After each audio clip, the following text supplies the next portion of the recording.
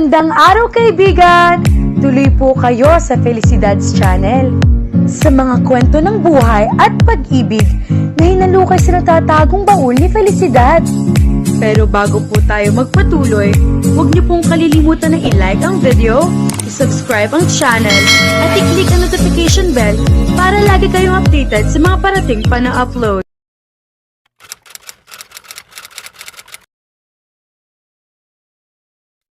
Sa araw ng kasal ng kaibigan ni Blake na si Easton, ay nagawang makilala ni Arya ng personal ang mga malalapit na kaibigan nito. Lumipad pa sila sa Majorca Island, isang sikat na isla sa Portugal kung saan namumuno ang pamilya ni Easton at kung saan din ito ay kinasal. Mabuti na lang at ready ang passport ni Arya at mabilis din na naayos ang visa niya. Sa tulong na rin ng kapangyarihan ni Blake, kaya matagumpay na nakasama siya dito. Nakatikim siya ng maharlikang buhay sa mga oras na kasama niya si Blake. Pero ngayong araw ay literal na nangyari iyon. Ginanap ang kasalan sa garden ng isang tunay na palasyo. Isang ampong prinsipe ang kaibigan ni Blake na si Easton at ang pinakasalan naman nito ay dati ring kasapi ng isa sa mga royal family sa isla. Napakaganda ng kasal at talagang naaliw si Arya sa mga nakita at nasaksihan. Masaya rin siya na nakilala na sa wakas ang mga kaibigan ni Blake na madalas ikinukwento ng binata. Mabait naman ang mga ito at kitang-kita pa niya ang galak sa mga mata na ipakilala siya ni Blake. Alam mo bang ikaw lang ang natatanging babae na ipinakilala sa amin ni Blake? I'm so glad to meet you. By the way, I'm Jonas. Inilahad ng lalaking kamay nito sa kanya. Kagaya ni Blake, makikisig din ang mga kaibigan nito. Wala siyang itulak-kabigin, matitikas ang mga anyo at makikita na sa kilos pa lang ay profesional at maganda talaga ang katayuan sa buhay. Arya, pagpapakilala niya. It's nice to meet you too. Nasabi sa akin ni Blake na ikaw daw ang naghahandle ng foundation ng CCG. Ngumiti si Jonas. Yeah, pero hindi madalas. Hindi rin ako hands-on doon dahil nasa Spain talaga ang trabaho ko. But if I have time, inaasikaso ko iyon. Kapag umuwi ako sa Pilipinas, I make sure na nakakasama ako sa mga charity work. I like helping people. Napangiti si Arya. Talaga?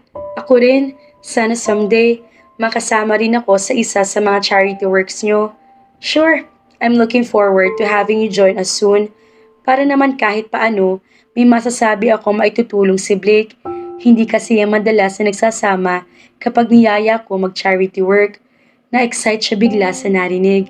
Itong mga nakaraan, wala siyang masasabi ibang pinagkakaabalahan kundi ang libangin lang ang sarili kasama si Blake at alagaan si Nanay Nelly. Hindi sa nagrereklamo siya, pero namimiss din niyang tumulong. Mahigit isang buwan na rin niyang hindi nakakasama ang magkakapatid na Mira, Joey at Hannah. Masyado niyang ginugol ang oras sa pag-aalaga sa dalawang taong malapit sa buhay niya. Ni hindi na nga rin niya nakakapagtrabaho. Nang minsan kasing sabihin iyon kay Blake ay huwag daw siyang alalahanin iyon. Handa raw ito mag-provide sa kanya. Iniisip na lang ni Arya na nagbabakasyon siya, kaya hinahayaan din na mangyari iyon. Masyadong masama ang pinagdaanan niya nito nakaraan, kaya deserve niya iyon. Pero alam niya sa sarili na pagkatapos ng ilang linggo, ay magsisimula na siya maghanap ng trabaho. Hindi na niya babalikan ng dati, na trauma na siya. Magsisimula ulit siya, pero sa ngayon, hahayaan muna niyang sarili na maging masaya sa piling ni Blake. Sumunod na nagpakilala sa kanya ang iba pa mga kaibigan ni Blake na sina Nimbus, Alaric at maski ang groom na si Easton. Isinama pa ng huli ang asawa ng si Sofia. Alam mo bang kahit tahimik itong si Blake, kagaya ko rin yan dati. Secret playboy kunwari. Kilala kasi yan na mahilig lang sa mga one-night stands. Kaya nga wala yun ay pakilalang babae sa amin. Pero I think, nagbago na siya. Naniniwala ako dahil ganoon na rin ako ngayon. Inakbayan pa ni Easton ng asawa pagkatapos magkwento.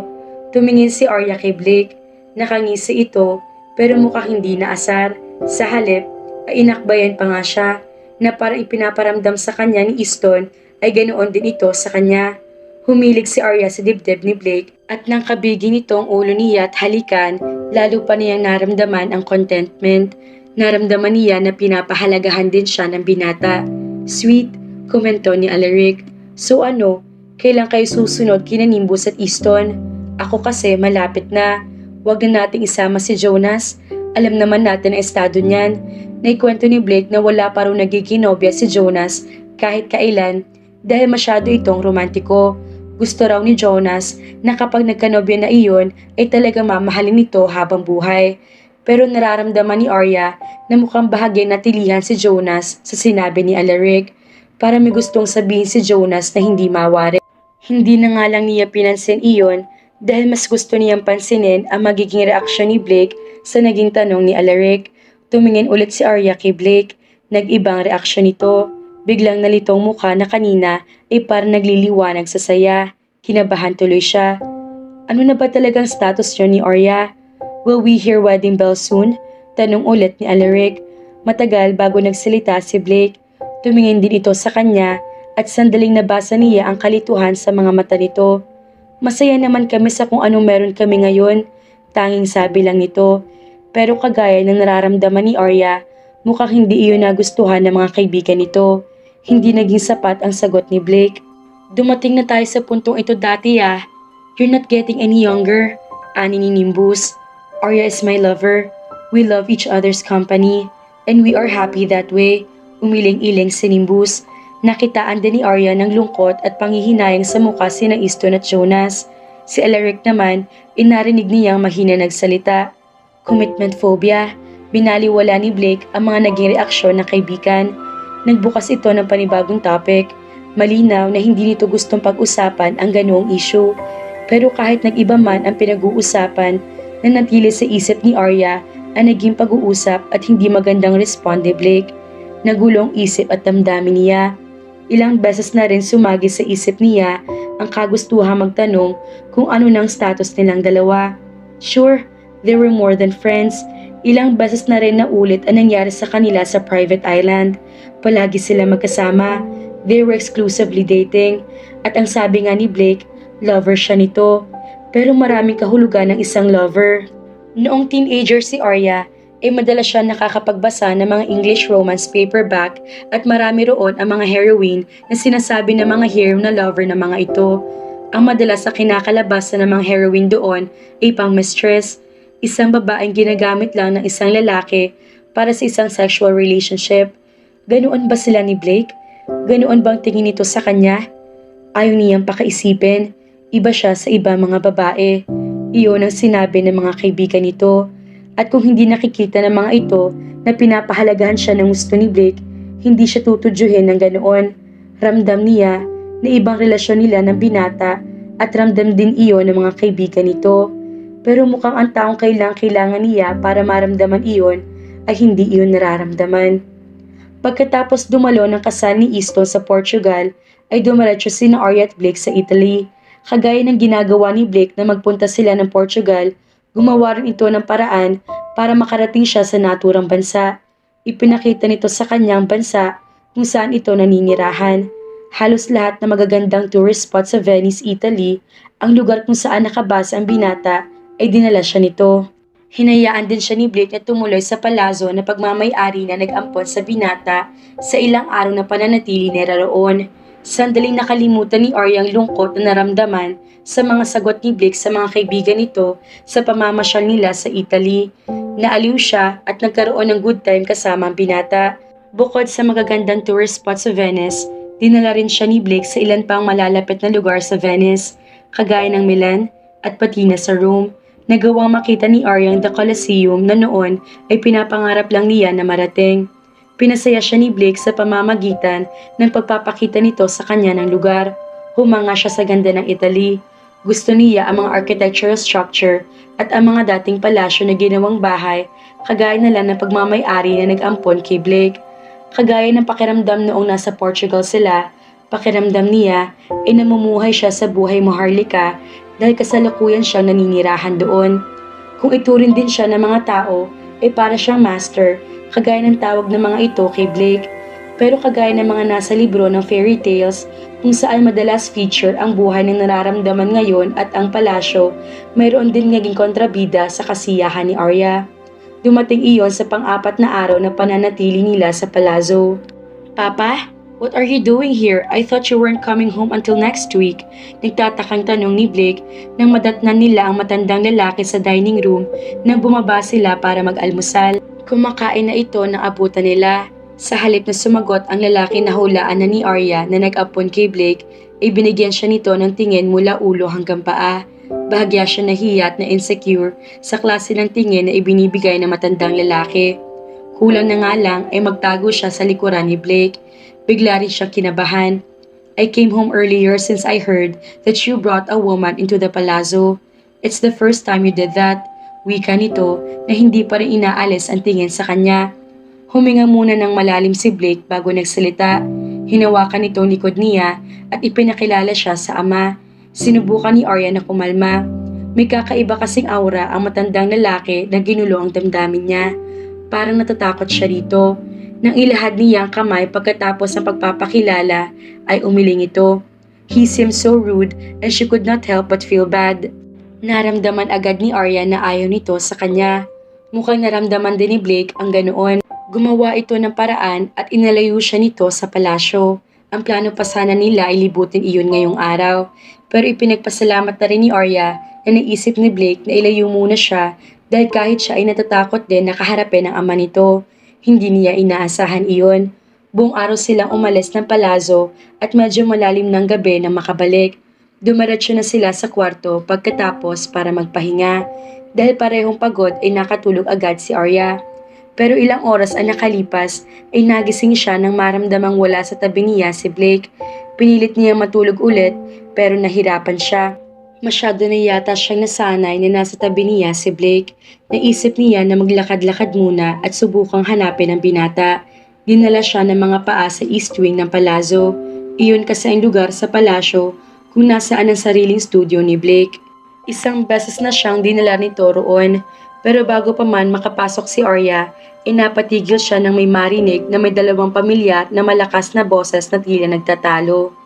Bukas ang pinto, nagawa niyang marinig iyon at makita ang ekspresyon sa mga mukha nito. Is she really your girlfriend, Blake? I don't want to believe it, but I heard the news. I didn't want to be bothered by it, but when I heard that you brought her here, I panicked. I don't think it's an issue whether or not Arya is my girlfriend, Papa. Is she your girlfriend or not? That's a clear question. Answer it. She's my lover. Bahagi naglihis ng tingin si Blake sa ama. Ngumiti na nakakaloko ang ama ni Blake. Lover? Ulit pa nito sa binitawang salita ng anak. Like a mistress? A person having a sexual or romantic relationship with someone that is often outside of marriage? But the difference is that you are not married. Still, the word is not as good to say as girlfriend. A girlfriend is more respectful than a lover. With that, I conclude that your affair with her is not that serious. Hindi nagsalita si Blake sa sinabi ng ama at ipinagpatuloy pa rin ang hindi pagsalubong ng tingin dito. Nagkaroon ng kirot sa puso ni Arya ang ginawang iyon ni Blake, ni hindi man lang nito itinama ang ama. Hindi ba seryoso para sa binatang relasyon nila? That, I can say is good. Cause you know, I don't like her. She's just a distraction to you. Filio mio, haven't you realized what you have been doing these past months? You're always with her. You even gave up your project painting sunsets because you want to spend most of your time with her. I don't want you doing that. I already paid for the damn contract. It doesn't matter. And please, can you stop controlling me just this once? I know what I am doing. You already know me, Blake. I want to control things. And you should do what I want. Stay away from that woman. Naging malakas na ang tinig ng matandang lalaki. Sinalubong ni Blake ang tingin ng ama. Nakita ni Arya ang pagguhit ng determinasyon ng binata na kontrahin ang matandang lalaki pero hindi pa rin nagtagal iyon. Ilang sandali ay ibinaba nitong ulo at hindi na kaya ipaglaban ang anumang gustong sabihin sa ama. Hindi na niya gustong marinig pang lahat. Oo, masaya siya sa mga panahong kasama niya si Blake. Nararamdaman niya na pinapahalagahan siya nito at mahal siya kahit hindi iyon sinasabi ng binata. Pero nararamdaman lang niya iyon.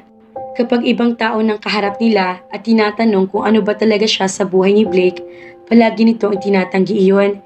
Hindi masabi ng binata ang iniisip niyang nararamdaman nito sa kanya. Bumalik si Arya sa kwarto. Pilit niyang kinalimutan ng lahat.